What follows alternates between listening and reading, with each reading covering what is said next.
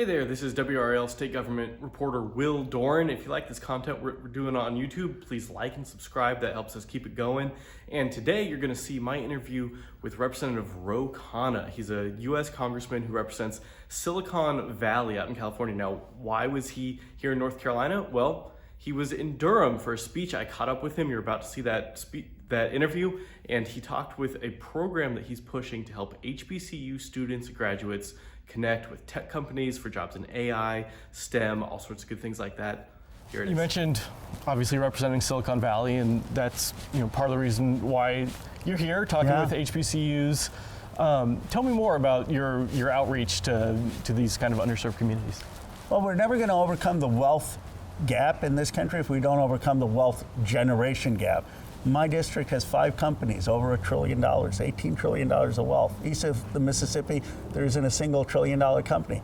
And I've worked at these HBCUs. I've seen them, so much ambition, so much talent, but they don't have the capital. So I've worked with Jim Clyburn. We've created these partnerships with 34 HBCUs, including Claflin, including the South Carolina State and others. And we have NVIDIA partnering. We've created jobs, $65,000 jobs, 9-month classes, Google, OpenAI. We need to create ladders for tech jobs across this country. Yeah, I know NC Central right here in Durham has put a big focus on AI recently, trying to do that. What does it bring to the field to get just more diversity in those kind of jobs and companies? Well, these are some of the most ambitious students. They're hardworking. They bring such talent, and we're leaving all this talent on the field. And then they understand that how to design apps and products that are going to serve the broader needs of the country. We're at this moment, though, where there's also a broader anti-DEI pushback. Here in North Carolina, our legislature has been passing several different anti-DEI bills. Is there a worry that there could be some fear, in these companies seeing these partnerships that that's just DEI hiring? Well, what does DEI mean? DEI means the search for merit everywhere, right? I used to teach at Stanford, and I used to joke as a lecturer, and I joked my students got funding before they had an idea. Why? Because they knew the email of the venture capitalist. Is that merit? So what does it mean when we reach out to HBCUs? It means they're talented, meritorious people there, but they don't have an opportunity because of the networks of exclusion. And we are looking to pull up that talent. It's not a handout. It's not supporting someone who's not qualified. It's looking for talent in every zip code. Yeah.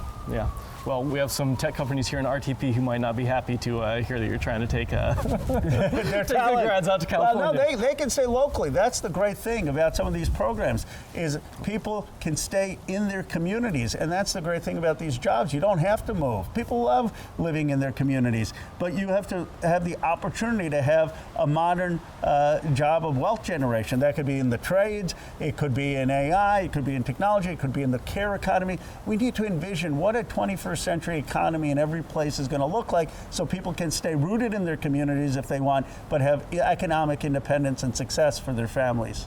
Gotcha. Any parting thoughts on the HBCU? I just think we have an opportunity to unleash so much talent there. In one generation, you can build wealth with technology. That's the opportunity. The challenge is right now, it's all concentrated in a few places. And the question is, are we going to have tech billionaires control our future, or are we going to give every American a chance of economic success and also economic independence? My view is that we need to have AI for all of us, not just for the few tech billionaires.